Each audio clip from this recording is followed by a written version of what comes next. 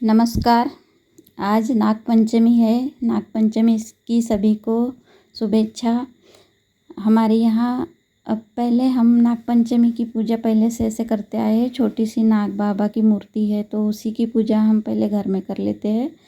तो सबसे पहले घी का दीपक जला लेंगे। घी का दीपक, सादे तेल के दीपक, उसको प्रज्वलित कर लेंगे। और दीवार पे भी हम यानी नाग देवता उतार लेते हैं। तो सिंदूर से यानी सिंदूर जो रहता है, हनुमान जी को जो सिंदूर चढ़ता है वो वाले सिंदूर से हम एक कागज़ पर नाग देवता बना के उसको दीवार पे लगा देते हैं और उसकी भी पूजा कर लेते हैं। तो यहाँ पे दीपक जला लिया। और ये तो यानी वैसे जेंट्स नहीं करना चाहिए, तो लेडीज़ भी कर सकते, पर मैं मेरे बेटे के और मेरे मिस्टर के हाथ से करवाती हूँ। तो ये दीपक पूजन वगैरह हो गया। और अब जो नाग देवता की मूर्ति है तो उससे यानी उसकी पूजा करेंगे। तो उसके लिए मैंने पहले वटा, भगवान के रूम में जो बहुत बड़ा वटा बना है वहीं पे मैं सारी पूजा वगैरह करती हूँ। तो रंगोली निकाल के उस पर एक पट्टा डाल के लाल कपड़ा बिछा दिया और वहाँ पे अभी ये मैं मूर्ति रखूँगी। तो नाग देवता की मूर्ति का पहले शुद्ध जल से स्नान करा दिया, उसके बाद में दूध से स्नान करा दिया और फिर शुद्ध जल से और अच्छे से पोंछ के नाग देवता को वहाँ पे स्थापित कर दिया। अब चंदन से उनका तिलक करवा देंगे। हल्दी कुमकुम भी नाग देवता को चढ़ता है। और मेन यानी है सिंदूर। सिंदूर बोलते, कोई सिंदूर बोलते, जो हनुमान जी को लगता है वो सिंदूर भी नाग भगवान को हम चढ़ा देते हैं। और ये दिन भोले बाबा का भी है। नागपंचमी यानी नाग देवता भोले बाबा के गले में हमेशा रहते हैं। तो यानी इसका यानी शंकर भगवान के गले में रहते हैं। और उनका ये वैसे तो ये खिलौने जैसा है उनके लिए, और हमेशा उनके साथ रहते हैं नाग बाबा, उनके शिवलिंग पे रहते हैं। तो इसका मायना यानी बहुत ज़्यादा होता है। और नागपंचमी कोई सादा दिन नहीं है, बहुत बढ़िया यानी नाग देवता की पूजा करना ही चाहिए, क्योंकि शास्त्रों के अनुसार नाग देवता ने इस पृथ्वी को धारण किया है और एक दिन साल में ये आता है। तो इसकी पूजा विधि विधान से करना चाहिए। पीरियड वगैरह हो तो उसमें तो 5 दिन, भगवान भोलेनाथ को और नाग देवता को तो 5 दिन चलता ही नहीं है। तो गंगा जल वगैरह घर में छिड़क लेना चाहिए।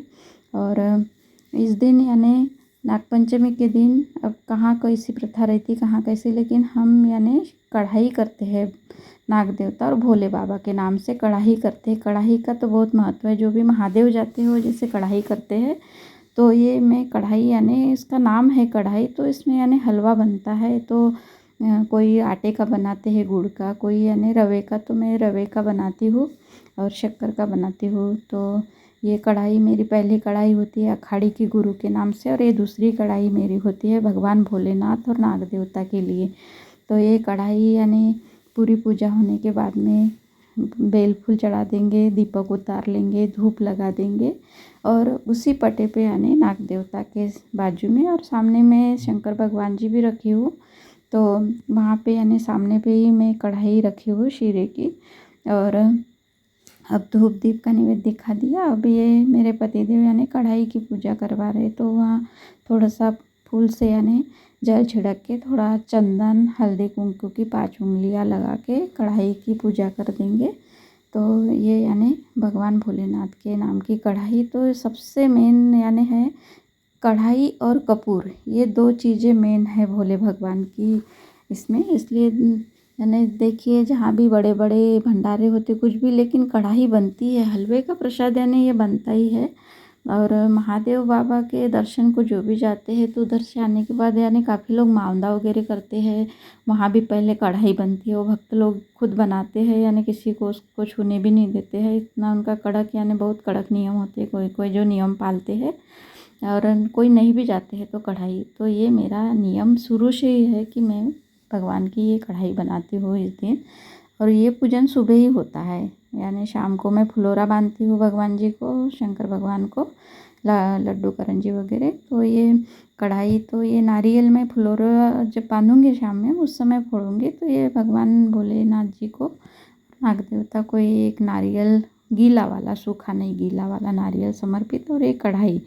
और अब ये नाग देवता को दूध और कच्चा दूध, गर्म वाला नहीं, कच्चा दूध। और ये जो है जवारी की लाही और चने जो फुटानी बोलते उसको, वो चना यानी भुना वाला चना, ये समर्पित किया जाता है। और कहीं कहीं पे जैसे अक्षत चढ़ाने का भी नियम नहीं होता है, कहीं कहीं पे जैसे आज चावल नहीं बनाते तो अक्षत भी कोई कोई लोग नहीं चढ़ाते, तो लेकिन हम लोग अक्षत चढ़ाते हैं। तो पहले से चढ़ाते आ रहे हैं तो चढ़ाते हैं, लेकिन कहीं कहीं पे ऐसे यानी सुनने में आता है। तो ये यानी पूरी पूजा हो गई। हाँ, कर्पूरगौरं करुणावतारं संसार सारं भुजगेन्द्रहारं सदा वसन्तं वृन्दाल वन्दे भवं भवानी चैतन्यमाला कुन्दालमाला कृतालकाली कृपालमाला शिवशंकराय दिगंबराय दिगंबराय नमः शिवाय। ओम कपूरारती समर्पयामि।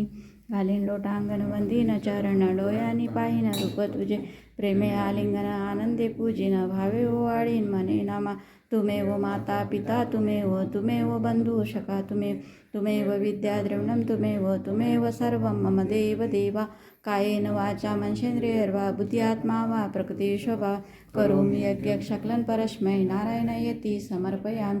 अच्युतं केशवं रामनारायणं कृष्णदामोदरं वासुदेवं हरं श्रीधरं माधवं गोपिकावल्लभं जानकीनायकं रामचन्द्रं भजे। हरे राम राम राम हरे हरे, हरे कृष्ण कृष्ण कृष्ण हरे हरे, हरे राम राम राम हरे हरे, हरे कृष्ण कृष्ण कृष्ण हरे हरे। काशी विश्वनाथ भगवान की जय, शंकर पार्वती भगवान की जय, नाग देवता की जय। एक नमन गौरा पार्वती हर बोला हर हर महादेव, हर बोला हर हर महादेव, हर बोला हर हर महादेव। बोलो शंकर पार्वती भगवान की जय। अब पूरी पूजा हो गई, कपूर आरती वगैरह होने के बाद दक्षिणा चढ़ा देंगे। किसी भी पूजा में यानी दक्षिणा जरूर चढ़ाना चाहिए। 1 रुपये चढ़ाओ, 2 रुपये चढ़ाओ, 21, 11 रुपये, जो भी चढ़ाना है अपनी स्वेच्छा से, लेकिन कोई भी पूजा में दक्षिणा चढ़ाना चाहिए। तो ये दक्षिणा चढ़ाने के बाद ये जल घुमा दिया, तो पूरी पूजा होने के बाद 2 बार जल घुमा देना चाहिए। इस प्रकार से आज हमारी ये नागपंचमी की पूजा हो गई। तो अब मैं शाम के लिए जो फुलोरा बनेगा तो उसके लिए तैयारी कर रही हूँ।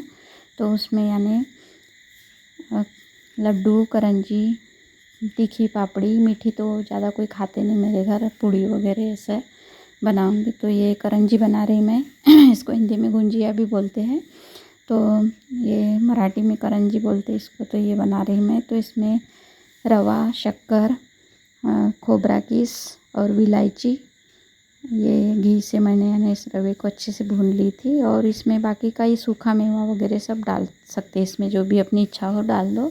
और कोई मावे की बनाते हैं और कोई तिल की, लेकिन ये क्या अपने जीभ के टेस्ट के हिसाब से नहीं बनाना चाहिए, कारण ये पीठी का ही जो प्रसाद है भगवान भोलेनाथ को। और जैसे कृष्ण जन्माष्टमी को कृष्ण जी को भी कोई कोई तिल्ली की बनाते, लेकिन इसका ही मायना ज़्यादा है पीठी का। तो ये लड्डू, करंजी, पपड़ी, पूड़ी मैंने बना ली है।